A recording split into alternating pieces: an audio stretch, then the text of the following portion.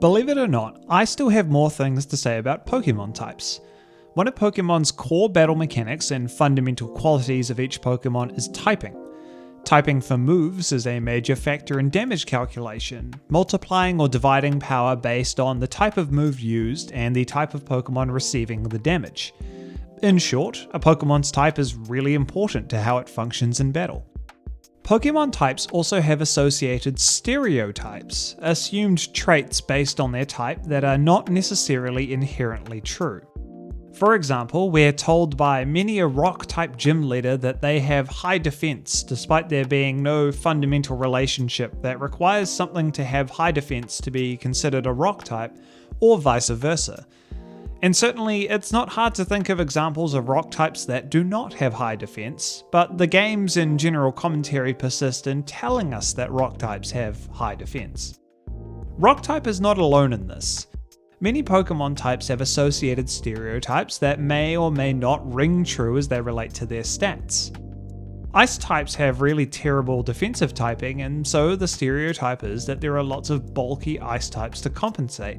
But really, are there that many wall ice types? Ghosts perhaps, because they're associated with lacking a physical form, are also considered kind of frail.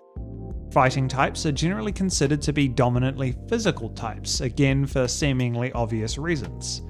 There's a lot of them, and I'd like to go through some but not all of the types to see which of them hold up. Some of them just don't have an associated stereotype. I can't really think of one with normal types, for example, so I won't cover all the types here. First up, Rock and Steel. Big physical defense.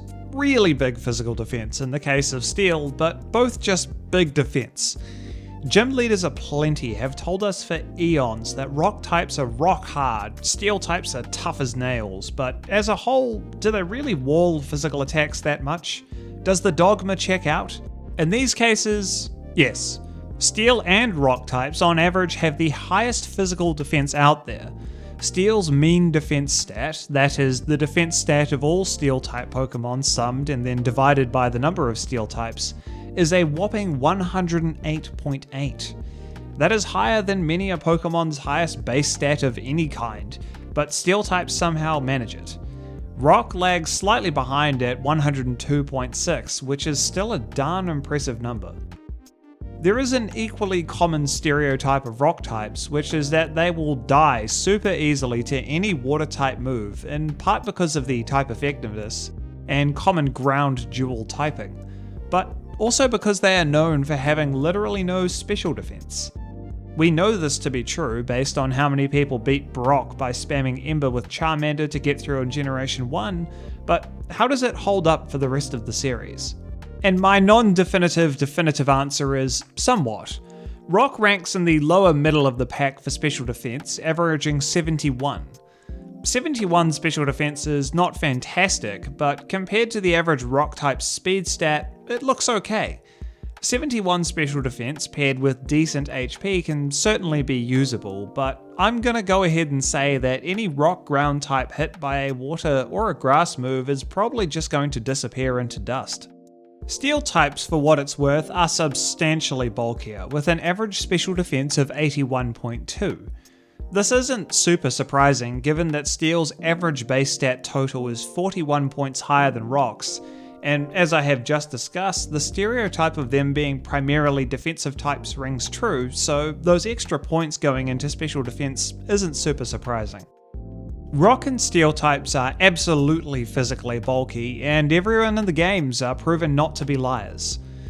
We now come to Dragon. We constantly hear about how they have a really high base stat total and are super strong. Lance is the chief propagator here. He never stops talking about how they're all mythical creatures with overwhelming powers and ooh, look how hard they are to train on account of their unruly nature, etc. Lance literally only uses 3 dragons and hasn't bothered to evolve 2 of them, so he can't be that good at training them anyway. Base stats. Dragons are generally speaking relatively strong, and overwhelmingly attackers rather than any kind of defensive players. Dragon's average base stat total is 542, which is absolutely colossal. This is as good a time as any to mention some things about the data that I'm using for these numbers. It includes all megas, alt forms, regional variations, what have you, and every Pokemon from generations 1 through 9. Because of this, it includes Eternamax Eternatus, which is Dragon type. Now, when we take out the legitimately unobtainable Eternamax Eternatus, Dragon has an average base stat total of 535. Eternatus doesn't skew the data that much after all. I just wanted to mention it because it having a base stat total of 1125 is ridiculous. Anyway, it seems like dragons really are that strong. Dragons rank number 1 in base stat total averages amongst all types, and by quite a bit. Second is Steel types with 491. Even the Dragon type with the lowest base stat total, Noibat, still has a total of 245. By comparison, the weakest Bug type has a base stat total of 180, the weakest Poison type has 195. So yeah, this one rings true as well. Dragons are strong and are helped by the fact that lots of dragons have mega evolutions and alt forms that buff their stats quite a fair bit. But dragon's strong, Lance sadly right. Ice types, they suck. Seriously. Ice types are just universally cast aside for any kind of use, in some part because of how inaccessible they are in most games, but also for their weaknesses in terms of type matchups and elsewhere. But how do they rate on a base stat total check? This one doesn't hold up. Ice has the 5th highest average base stat total of all types, so why are they so bad? Ice types, generally speaking, have above average stats. So it really comes down to their defenses. Pure ice types have 1 resistance, and it is ice. That is not good. The only other type that has that few is normal, with the 1 immunity to ghost and nothing else. Most other types resist at least 2 and typically 3 other types. Ice offensively is great. It's one of Dragon's 2 weaknesses, and it hits 3 other types for super effective damage. It has always had access to great moves, most of which are teachable by Technical Machine. Despite this and its generally above average stats, Ice types just ain't it. There is a secondary Ice type stereotype that I'd like to discuss quickly, and it's that Game Freak doesn't know how to make anything other than bulky Ice types. And you know what? It's true. Ice types have the 2nd highest average base HP and rank in the top 6 for both defense and special defense, while their offensive stats are relatively weak. Ice types rank 10th for special attack, meaning most ice types can't even make good use of all those great classic ice type moves such as Blizzard and Ice Beam, which is really sad. Ice types, bulky and bad. Bug types. I discussed this one a bit in my last video, check that out, but it's bug types. They are commonly perceived to just be bad, and you know what? Sadly they are. Bar none, bug types have the lowest average base stat total of all types. And by a lot. The closest are normal types with an average of 413 to bugs 380. To break it down a bit further, there are 10 Pokemon with a base stat total below 200. 6 of them are bug types. The best bug type Pokemon, Genesect, caps out at a base stat total of 600. Most other types hit 700, and even Grass has Mega Sceptile which hits 630. Poor Snom is bug ice type and has a base stat total of 185. The lowest base stat total isn't a bug type, that's Wishy-Washy, but Wishy-Washy at least has a gimmick that attempts to justify its low total. But for the rest of the bug types, there is no saving you. You get no good moves, you get no base stats, you get demolished in every first gym that there is. With bug types, you have nothing. I still love them though, they are definitely one of my favourite types overall. The last 2 I'd like to take together, as I believe they reflect an interlocking concept in Pokemon's design.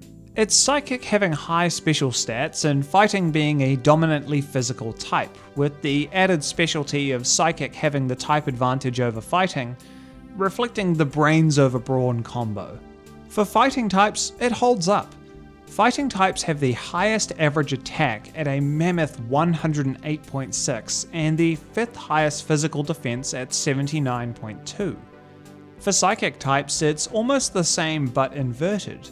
They rank number 2 for average special attack and number 1 for special defense. I'd also like to note that over 9 generations, the two types remain remarkably balanced against each other in terms of average base stat total. Psychics is 488 and Fighting's is 486, which kind of surprised me with how close it is. The matchup has clearly been maintained over time, despite the fight being won in Saffron City all those years ago. So yeah, Psychics remain overwhelmingly special and Fighting remains dominantly physical. There you have it. Most stereotypes about specific Pokemon types are true. And we aren't all just lying to each other about ice types being bad, in the same way that we tell each other about the Mew under the truck and everyone's uncle working at Nintendo. The criticisms of certain types being bad turns out to be good faith criticism, against all odds. Is there a stereotype that I missed here? What could I have interrogated a little bit more? Let me know in the comments below. If you liked this video, consider subscribing so you don't miss the next one.